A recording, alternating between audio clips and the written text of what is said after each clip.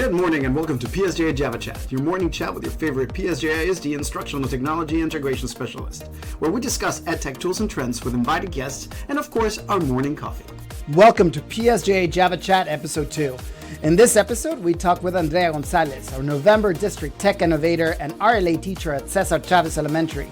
She tells us about how she engages her students through tech integration, making it purposeful and focused.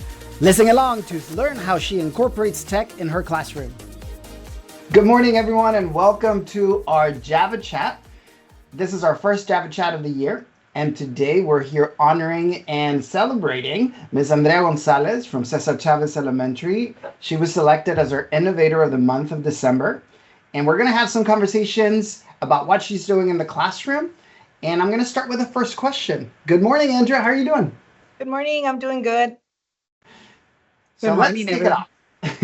Let's kick it off and just tell us a little bit about your journey. What ignited your passion with technology and education, and that made you become our Innovator of the month of December?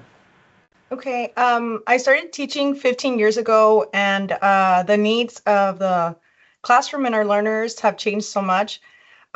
When I started teaching, they still had those overheads. Yes. And right now I'm already with an iPad.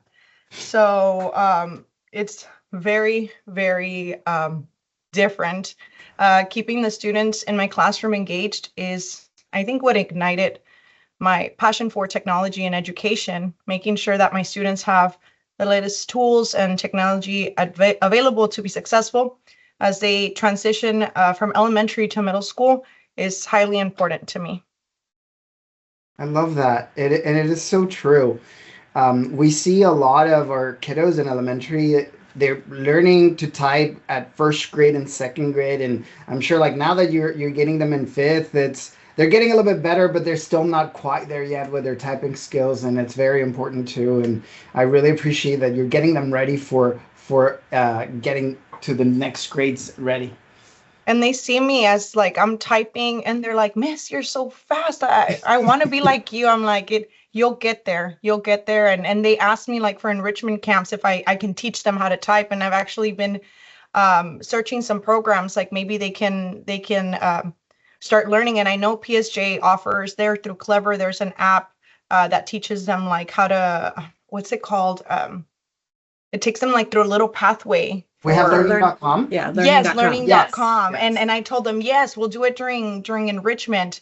And last year we had like a competition for it. And they were like, because we want to type like you, because they see me and I'll be like this with my keyboard. And they're like, how do you do it? You're not even looking at the keys. I'm like, you'll get there. But they think that's so awesome. Well, talking about competition, there's a competition right now for learning.com that your campus can win if they're the ones using the typing skills. So go ahead and spread it out, but you can even put it as homework if you want them to start practicing.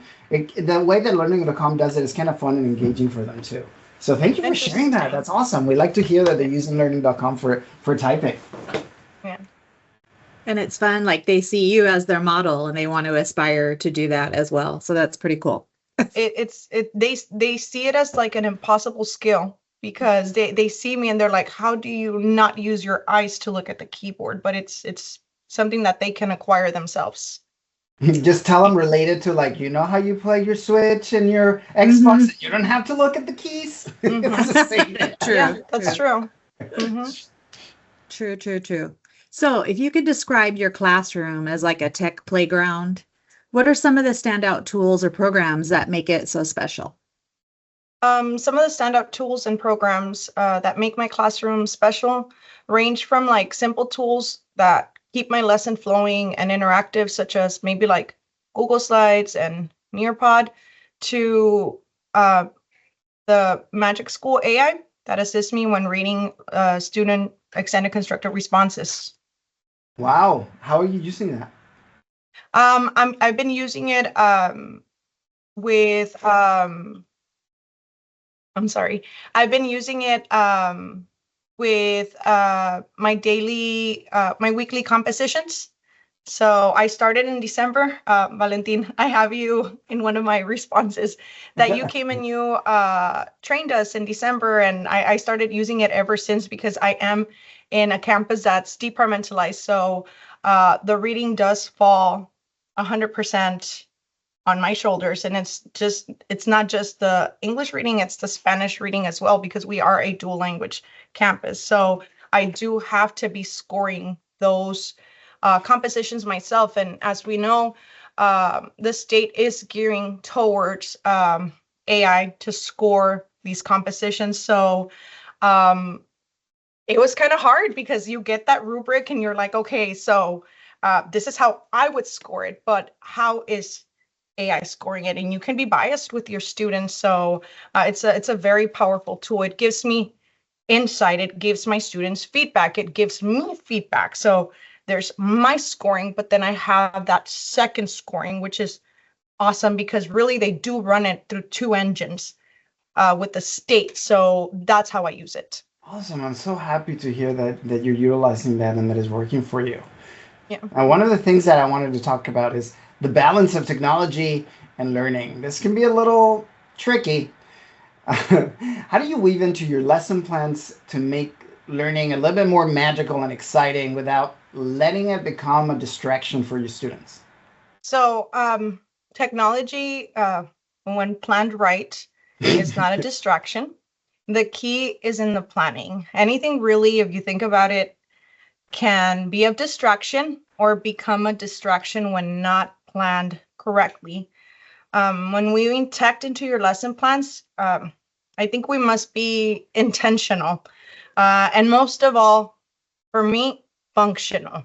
If it's not functional, it doesn't serve a purpose in your lesson. And I think like that applies for any manipulative in the classroom. Any manipulative, and it applies for tech as well. You need to be intentional and it needs to be functional. If not, like, no, it is cute, or let me try it out. Like, you need to really have a purpose for it and plan for it. If not, it doesn't belong there. I love that. That's a great answer. Really, really good. I love that. Yeah, because technology is meant to be integrated and it should be intentional. So I love that. We can't just be using it on the fly, just because that doesn't mesh with your lesson. So that's perfect.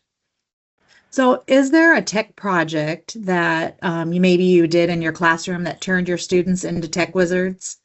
And if so, what was the project and what did the kids do that made it a success?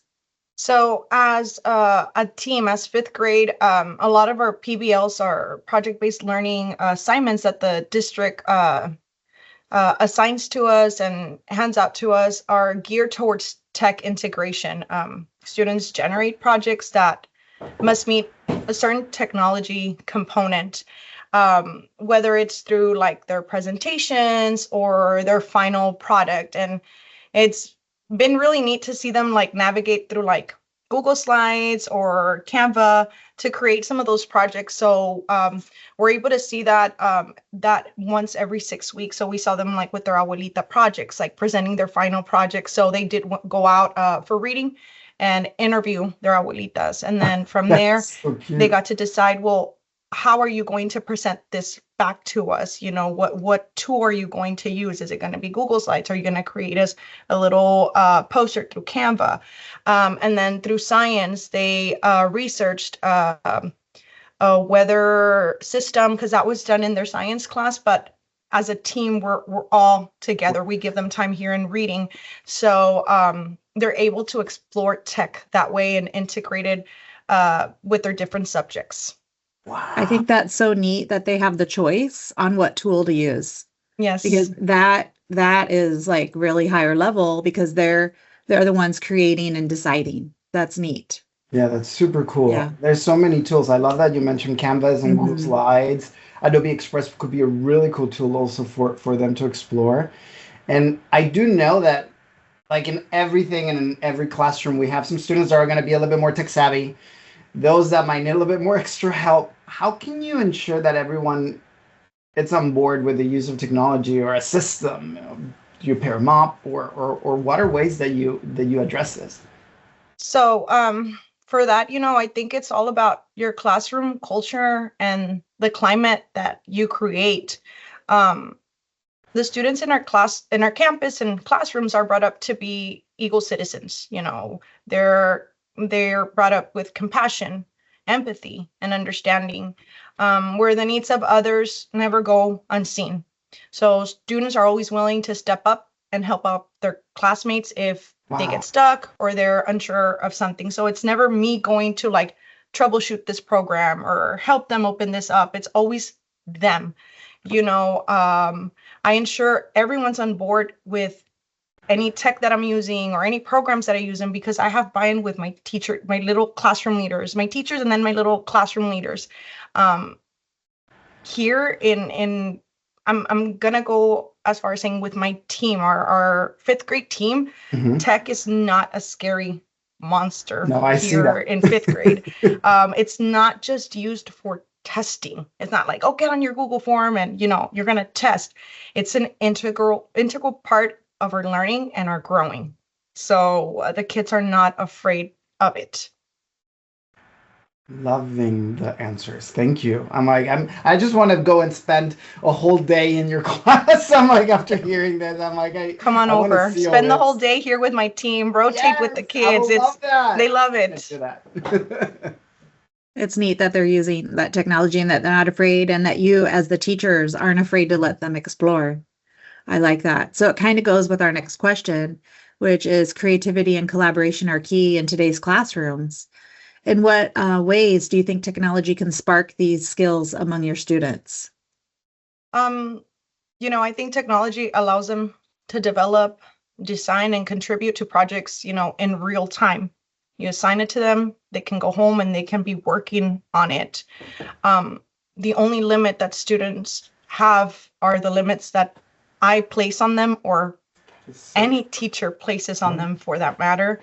And I think that's something that us as the leaders of our classroom need to understand. The limits are the ones that we ourselves have when we choose not to move forward. That's powerful. Yeah. Because that is very true. Very true.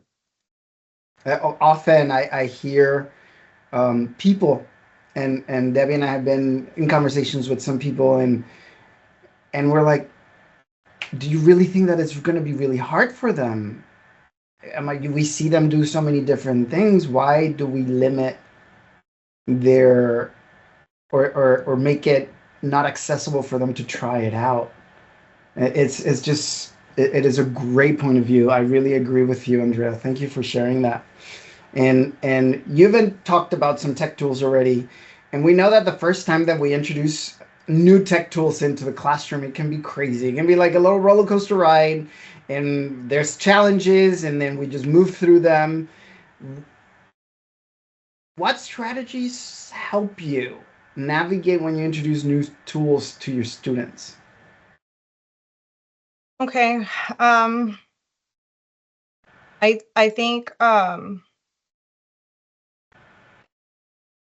planning it out, like I said, just the whole making sure that I'm organized, that I'm finding that balance between my planning and giving everything the time that it deserves, giving the tech the plan that it deserves, but also that paper pencil time that it deserves, because my campus is really big on, don't forget, the kids need that paper pencil, but they also need the tech. Yeah. We are testing through a computer, so they do need to know how to navigate a computer platform, and they do need to have that technology. The world out there is all tech, so finding that balance, because in my opinion, they're equally important. And it just goes back to the planning and how you structure your lesson. I love that. And I don't know why it came into my mind. Is just also when you can be planning a lot and you're put out the new tech tool, and then you put it out to your kids, because we've done it with our staff or our CATs or our teachers, And then they come up with different ways of using it that surprise you, that you weren't even thinking about using that tool, that you're like, oh my God, I love how you use this. The kids are so resourceful. So Yep. thank you for sharing that. They are. And as we know, technology changes from day to day. Like it's always evolving and changing, and new things are coming out. So how do you keep up with like the latest trends and tools in technology? Well, our district, PSJA, has an amazing tech department Oh, that keeps Thank up you. with the latest trends for us, honestly, and tools. You all really make it easier on us teachers. On my end, I just reach out to my CIT. I open up the latest tech update on my email. You guys email us daily. Y'all are posting daily. Um, I know we get frequent visits from our tech specialist integrator, Mr. Valentin. I don't know what your job title is, if it's yeah. specialist, Yes, integrator, yes. and who's always ready to help us teachers introduce technologies into our classroom. I remember one time you came into my classroom and you were here shadowing for like 15, 20 minutes. And I was like, okay, you're like, no, I'm just observing your teaching. I'm just trying to let it kind of see what you're doing, how I can help you, see what I can bring into your classroom. And it was maybe like 2 years ago. I had just started here in fifth grade, and I was like, oh, okay. I'm just seeing how you're using your iPad. What else I can bring to you? And I was like, okay, that's cool. That's awesome. I've never had someone from the district come in and see how they can help me, but that's pretty cool. So I feel that's awesome. Just the whole updates. If I need something, I know I'm gonna get a newsletter from somebody from my campus, and then I have updates from someone from the district. And anybody who wants to stay updated can pretty much stay updated if you open up and you read. If you want to, it's there. It's at your fingertips. So Just thank open you. the email and not delete it, right? Open it. Yes, open it. Thank you, Andrea. Those were very kind words, and I do remember that time. But know that I'm just a message or an email away. So anything that you need from me, just message me. I'll be in your classroom. I schedule myself, and we can collaborate and look at things together. If you find a tool that you don't know, even if I don't know it, me and Debbie will work together and learn it and support you. And like whoever is watching this, if you ever need to reach out, Debbie and I are your instructional integration specialists for elementary, and we are here to support you. That's our job, to help you and to get the tools in your hands and make sure that they're working correctly as well. So Thank you. that those words were so like enriching, and my heart got bigger right now. So thank you, Oh, Andrea. That was thank really you. nice. And sometimes uh, your passion shows, and I know that Chavez is forefront of technology. You guys have had your iPads even for a while, and you guys been using them. But there might be new people, or there might be some people that might not like technology as much. They might feel a little bit overwhelmed and not understand it. What tips would you share with that person to how can they incorporate tech, or how can they feel more comfortable to use it in their teaching? Okay. Just start somewhere, and little by little incorporate more and more tech into your everyday lessons, because I feel like it does get easier. Um, I feel like it's like learning to ride a bike. Now, once you take off, nothing's gonna stop you. When you get on, you'll fall a few times, but once you take off, that's it. You took off. Also, don't be afraid to reach out to others for help. Um, I've always said it that our colleagues are our biggest assets, and sometimes we forget that. People are here to help. If you ask for help, chances are someone will step up to help you, because in PSJA somos familia, nos ayudamos. That's what we do. We're family. So someone's here to help, and the newer generations are coming in, and they're all about tech, and they may need help with some of the things that we have to offer. So we're here to help each other. You have something to bring to the table. They have something to bring to the table. Imagine if those things collide and come together, magic happens. So yeah. That is awesome. I love how you approach that. And it's true. Sometimes you're looking at other people and you're not reaching out, and you see them doing some amazing things and you want to jump in at the same pace. And that's what might make you fall down harder. So it's just taking a little bite sizes and start learning it. That was a very smart way of seeing it. Thank you. And if you fail or fall down, I like the analogy with the bike. Get back on and try it again. I mean, it's eventually going, to work for you. Yeah. Awesome. So are there any resources or professional development experiences that have been game changers for you on your tech innovation journey, like your learning of tech and using of tech? Well, my CIT, Miss Ruby Lopez, who's here, provides us with monthly videos, in-person trainings, and a newsletter that helps me continue exploring new technology resources. And when all else fails, we know that the technology masters come to us. We had a great training on Magic School AI in December, right before benchmark testing with Mr. Valentin, which helped me tremendously. I think I said it earlier when scoring my students' ECRs.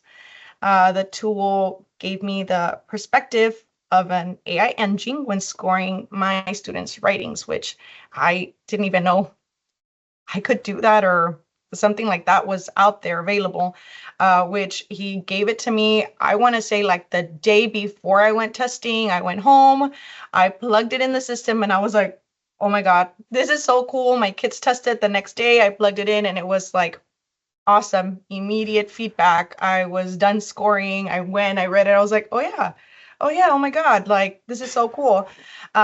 It was like a second opinion.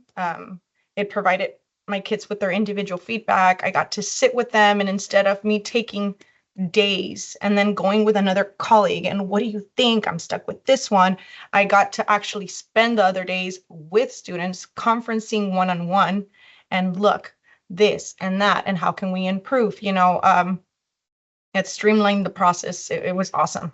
It was awesome. Yeah, AI is amazing, and it's we're just beginning to learn how it can help us, with education. And it sounds like it was perfect timing for you with, Valentine's training.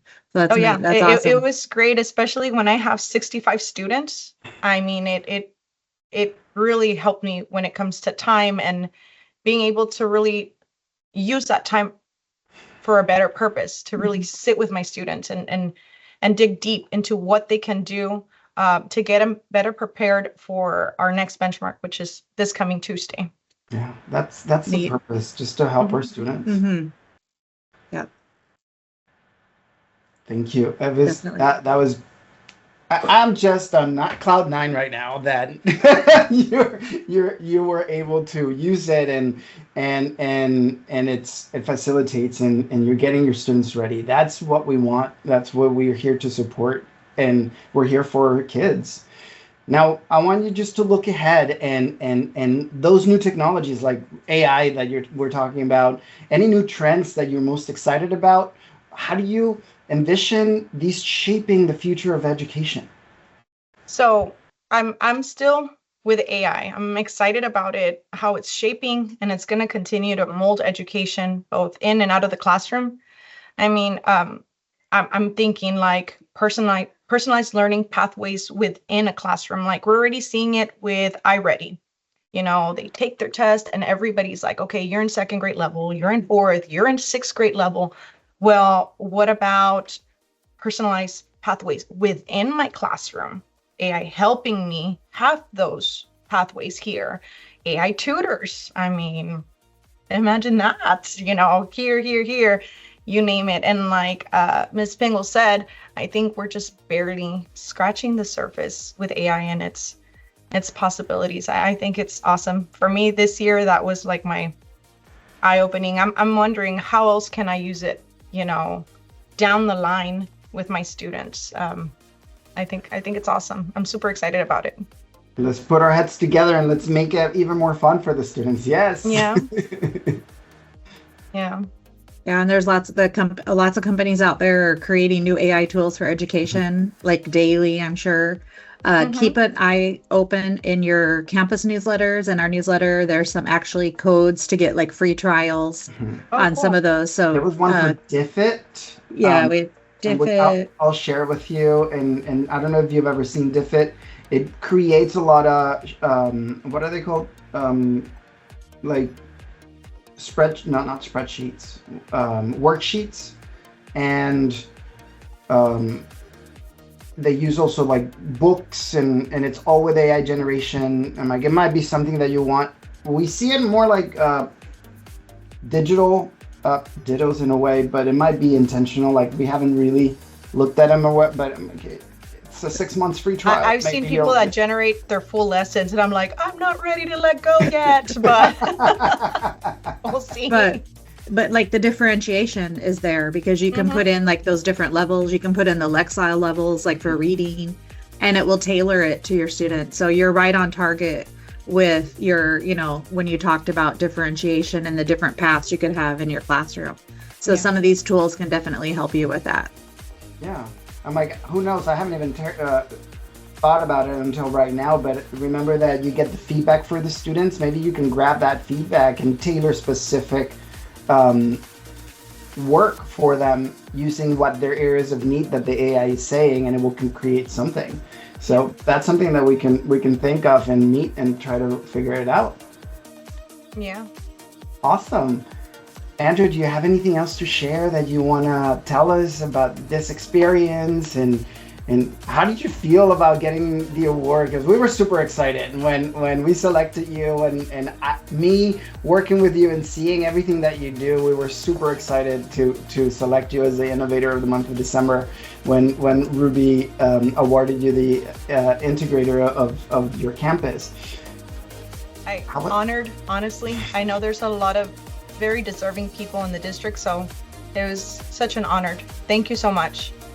Thank you so much. You deserve it. I'm like, you definitely deserve it. We're very proud of everything that you're doing, and like we've stated before, don't ever hesitate to reach out to any of us. I am assigned to your campus, but you can always reach out to Debbie if I'm not available. But you know that I'm just a phone call, Teams message, email away, and I'm so happy to see how everything's working out for you and your students. Thank you so much. Well, everyone, thank you so much for coming and joining us on our Java Chat. Stay tuned, and we'll see you next time.